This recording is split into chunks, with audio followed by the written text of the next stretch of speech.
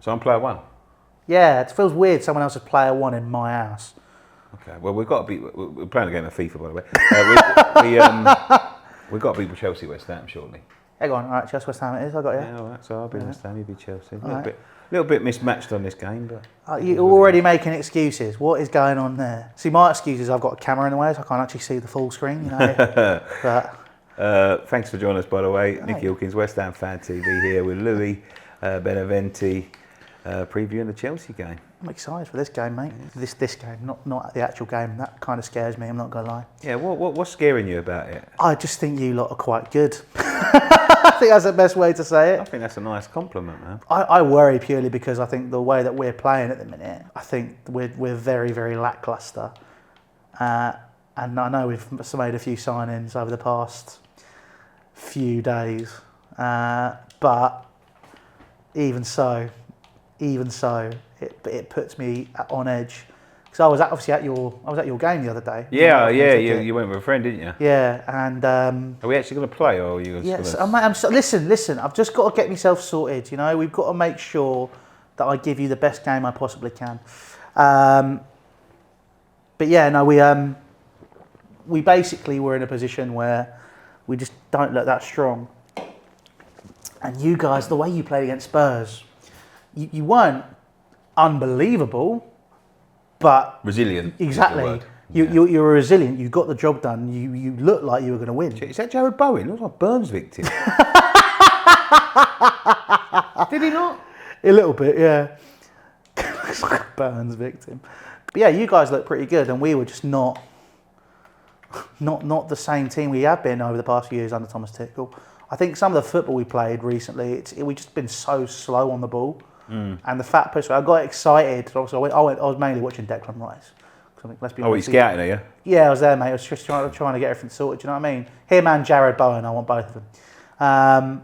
But the way he was playing, I got excited when he passed the ball forward and he made a switch. Because we don't do that. Oh, really? We just don't do it. I'm not going to do that quickly.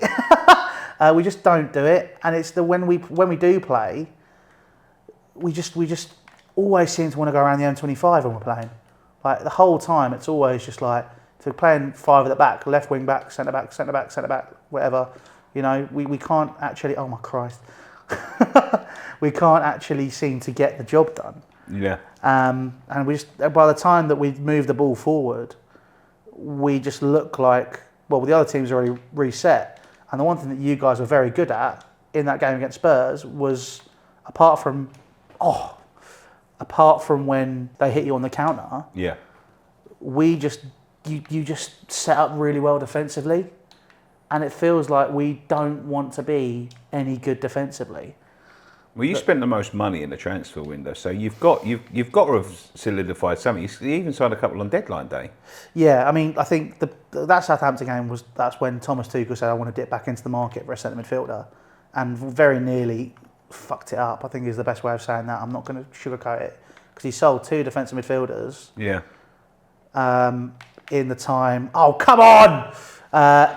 He sold two defensive midfielders and didn't sign anyone. Obviously, we were looking at that guy from Ajax, put through the bid on Wednesday, and they just didn't want to do it because their window was closing. Yeah. So we put ourselves in a very awkward position when we sold Ethan Ampadu and Billy Gilmore, which is going to eat Billy Gilmore. Well, obviously, Ampadu went on loan. When we sold Billy Gilmore, that's going to come back and bite us because he's an unbelievable player. And at Brighton, Yeah, I think that's a bit of a mad one for the price you sold him for. Well, we're only getting 8 million out of that because Rangers get the sell-on fee. They had 20%. So we were in a position where we've now sold a player and we brought in the Zachariah guy, who I'm going to be brutally honest, he's had two inside. Have that goal. Fuck. I ain't the same Nicky Hawkins you played last time. He's had 2 ACL injuries, or one very, very bad ACL injury as well. And he's still fast and he's still a very good defensive midfielder, but I don't know if he'll hit the ground running, and we need someone who knows what they're doing. You know, I was in my head, I think our recruitment process, a lot of it's been through the Premier League, which I think has been really smart, to be honest. Yeah. Because you've got players who know the league who can hit the ground running, i.e. Raheem Sterling has already proven he can do that. So now that he's done that, we are in a position where I'm going, okay, this looks good, this looks promising. Hopefully, finish that. Oh my God. hopefully, we can build on that. And, some of the other signs we made, we needed a centre-back, we've sorted that out. We needed that defensive midfielder after that Southampton game, we've sorted it out. We needed a centre-forward, as much as I'm not sure about Aubameyang, mainly because I think, I worry about his attitude, but, him and Thomas Tuchel are apparently best mates. The one problem I had with it was a very scattergun approach towards the back end of the window where we kind of started panicking rather than getting the business done early, which is what Thomas Tuchel was really saying that he wanted. Go on, Timo. Go on, Timo. Bang that. Oh. But yeah, it was very scattergun, and we got it done. But it's either going to go really well or it's going to go absolutely horribly wrong. Oh, shit. Oh. Or it's going to go horribly wrong and we're going to be sort of falling apart and doing almost, I think, what Arsenal and Everton, the issues they've had over the past few years. Arsenal, obviously, before they'd even done that bit of business where they do over the past couple of seasons, it was just, right, shit, we're going to panic. We're going to It's a nervy time for you at the minute, isn't it? Oh, absolutely. I'm not expecting anything this year at all. I think. What about top four? Before the season even started, I didn't think we'd get it. I think we're about 4 or 6 weeks behind everybody else. Now, with the sanctions and the takeover, Todd Bowley's obviously had to rebuild and do it in his image. And he's done that, which is great, don't get me wrong. But at the same time, while he's done that business, he's got rid of people. Like obviously Marina Granovskaya, very divisive figure. But she did do good deals. I thought when some of the signings we've made and for the prices as well. Obviously Aubameyang, great deal. Sterling, I thought expensive, but for what you're getting, good deal. When we were throwing potentially £60 million at Anthony Gordon, which I think if there had been 2 or 3 more days in the window, we would have done. Yeah. That is worrying. When you're paying that money for that someone, not that proven. Yeah, and it was a case of he was definitely doing that because he wanted to bring in that sort of player, but they were doing it because Thomas Tuchel wanted to spend that money. Even the 62 million for Cucurella, I mean, look, it is what it is. Yeah, the thing is, mate, like we have a lot of this, there's a lot of talk about Rice going to Chelsea and all that, but if you don't want these best players, you've got to pay for them. This is it, but even then, oh my God, it's too close to comfort. You have to pay for these players, but even while we do that, it's oh my God, get rid. Even if you've got to pay for them, some of the prices are extortionate. Like 100 million for Declan Rice, I would understand, given the current market. Maybe 120 at a push. But having said that, 150 million, I worry if you did that with Declan Rice because of how young he is as well. Obviously, let's use the example. He comes to Chelsea. He's a brilliant player. He's obviously had all this hype around him for years. You look at Harry Maguire, who had an 80 million price tag. You don't become that excellent young player. You become, I'm worth this. And that is the problem, which I think Declan Rice would face. I think he's got his head screwed on, so I think he'll be okay. He's going to stay with us anyway, so that doesn't matter either way. What, for the rest of the time? For the rest of his career, it's going to be like another Mark Noble. I imagine. Look, the thing with Declan Rice, what always really surprises me is that he stayed for as long as he has. I think because it's like for me, it's like how I felt about Eden Hazard. Every year I'm surprised we kept hold of him for as long as we did. Yeah. Hold it. There it is. Oh my God! I'm not getting past Craig Dawson like that. Time will tell. I think we'll look at Rice. He'll come in. He'll be that option. Whoa. I mean, he's either going to us or United. I think that is what it is now. I can't. He's going to go somewhere. I just don't know where. Come on, don't lie. I don't know where. He'll come to Chelsea or United. Chelsea is the obvious one. Do you know what though?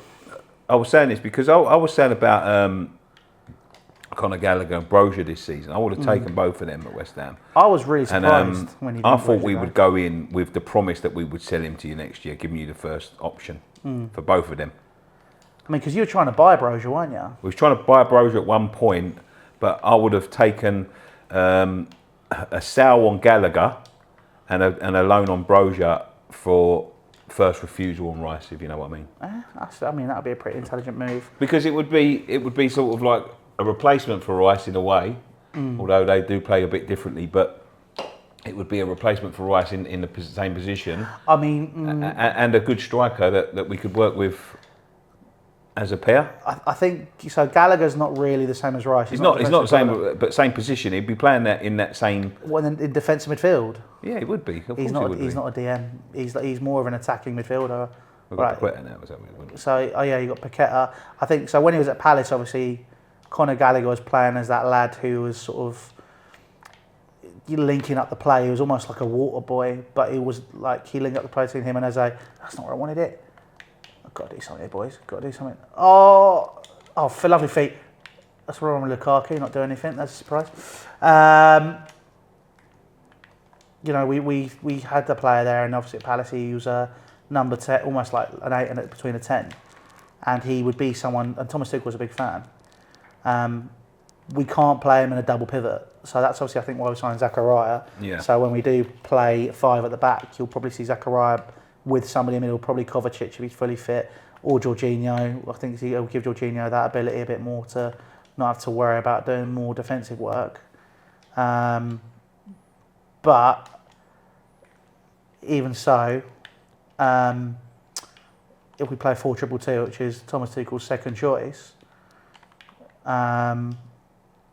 you'll see him in a more progressive role, which means we can actually get the best out of Gallagher. Yeah. And I think we'll see. He's definitely a player who's going to be fantastic. Who he does it for, we'll have to see. But oh my God, what has happened there? That's a nightmare. Not a chance, mate. You are not chipping me. Famous last words. Listen. I'm the chip king of this game. What out? No. Oh, fuck's sake. And I chipped him, by the way. This isn't fair.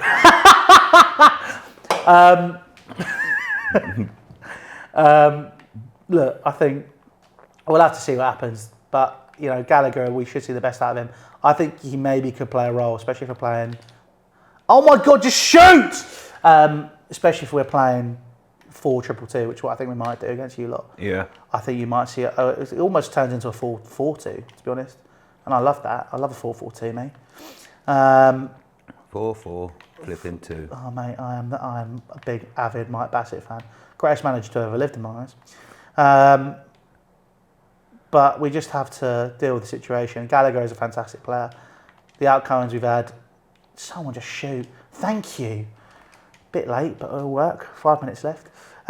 We'll just have to see what happens. And I think the game on Saturday is going to be a big barometer of some players. So I think we have to, after what happened in the Southampton game, how we've played recently. You know, Leicester, we showed a bit of grit, and then we weren't good against Leeds. Before that, we played Spurs. You played well against Tottenham, though. We played in well a derby, but like the draw was very undeserved. I mean, if it was the WWE, it would have been a good result for Tottenham, but VAR failed to pick them two up. The first foul from Højbjerg and. I mean, you say they failed. I think at the same time. Of course, it was a fail. No, I just think I just didn't want to. I'll have that, ref. He's give it. Come on! Sorry, Joe. Lukaku's on a pen. Right, I've got to be very focused for this moment. Oh, bollocks. Okay.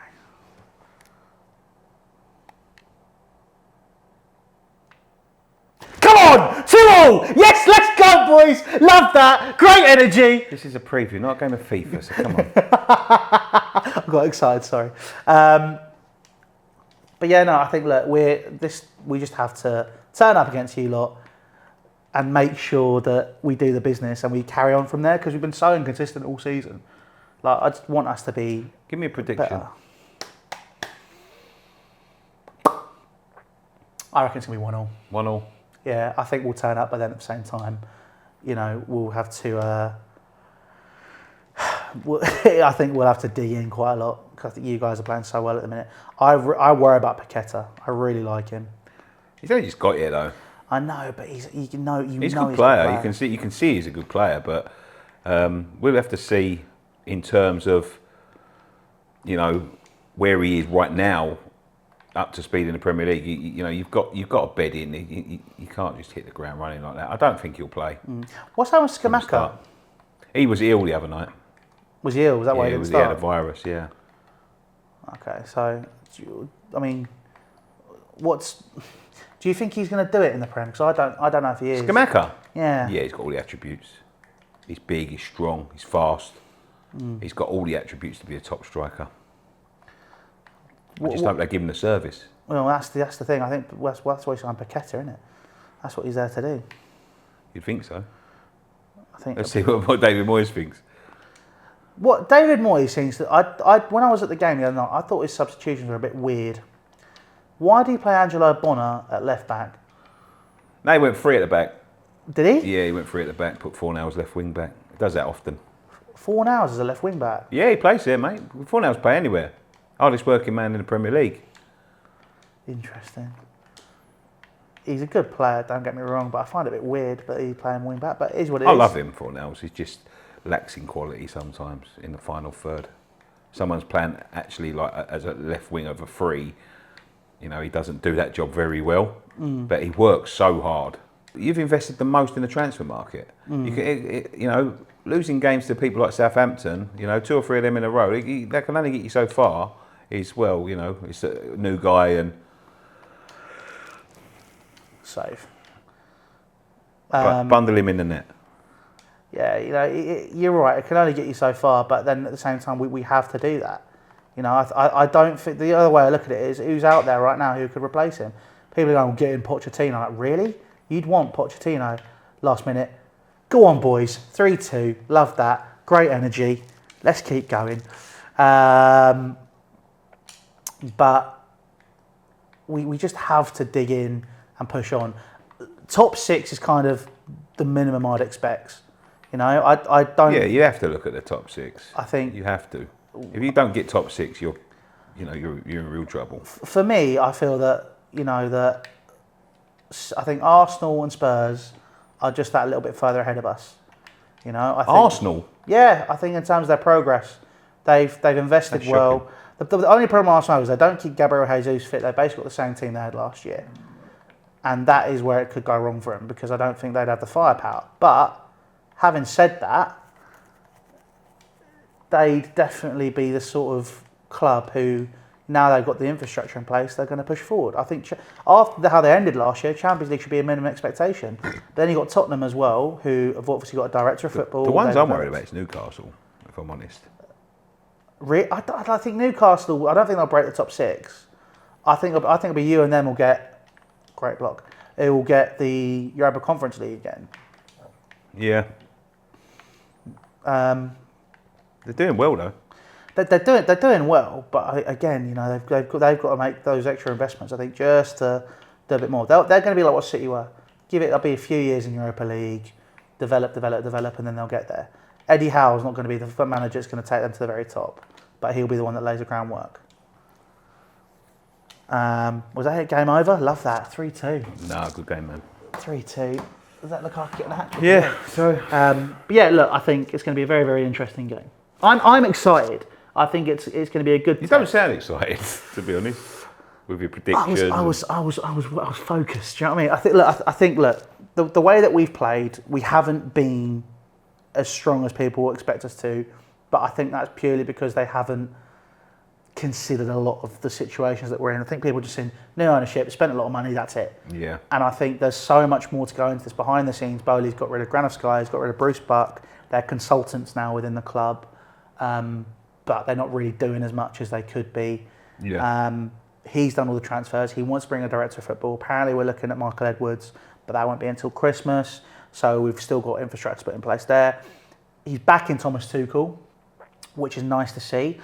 But even then, some of Thomas Tuchel's choices in sales, I think, are not as good as they could be. I think Billy Gilmore's one, which is going to come back about, as I've already said. But look, as long as he's got the options now and he starts developing the football, we play with a bit more impetus, which I think is the big thing for us. We need to be a bit more direct, like we were against Spurs. You know, we were powerful with the ball. We were direct. We moved the ball a lot faster. We've been so slow over the beginning of the season, but you know, we just need to pick it up and go from there, really. But you guys are a strong side, and I'm just excited, and I think it's going to be a good test for us. Fantastic, man. Thank you so much. Thank you. Go and check out Lou's channel. Tell him where you are. So I've started a new channel. Obviously, some of you might recognise for 100% Chelsea, but I've got a new channel now, and I actually gave Nicky his haircut. There is nothing there now apart from a few follicles. So there's barely any of them left either. We did that. Had a chat about the Chelsea West Ham game over there as well, and gave him a cool haircut. So that's what I'm doing now over there, and I'm enjoying it. So yeah, book him, man. He's a good barber, you know. Thank you, mate. Appreciate it. Thank you very much for joining me, mate. Thank you for having me. Yeah, check Lou out on his channel, and check out all the build up to Chelsea, I suppose. We'll be back tomorrow. One thing left to say: come on, you ones.